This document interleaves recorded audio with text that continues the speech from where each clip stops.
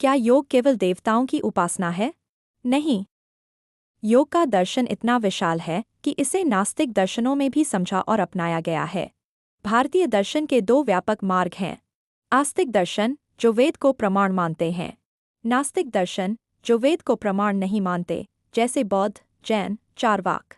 अब सोचिए, बौद्ध और जैन परंपरा, जिन्हें नास्तिक कहा जाता है, उन्होंने योग को केवल अपनाया ही नहीं, बल्कि उसे जीवन मुक्ति का आधार बना दिया। बुद्ध ने ध्यान योग को अपनाकर समाधि और निर्वाण का मार्ग दिखाया।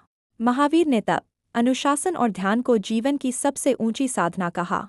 और चारवाक जैसे भौतिकवादी भी, भले आत्मा या ईश्वर को न माने, लेकिन शरीर और मानसिक स्वास्थ्य के लिए संयम और अभ्यास को महत्व देते थे। इससे क्या स्पष्ट होता है? योग केवल आस्तिकों का नहीं है। योग केवल पूजा पाठ का नहीं है। योग तो मानव जीवन के उत्थान का सार्वभौमिक विज्ञान है, जिसे मानने के लिए किसी विशेष मत या ईश्वर की मान्यता आवश्यक नहीं। योग आस्तिक हो या नास्तिक, हर किसी के लिए है, क्योंकि योग का लक्ष्य है मन को शांत करना और जीवन को सार्थक बनाना।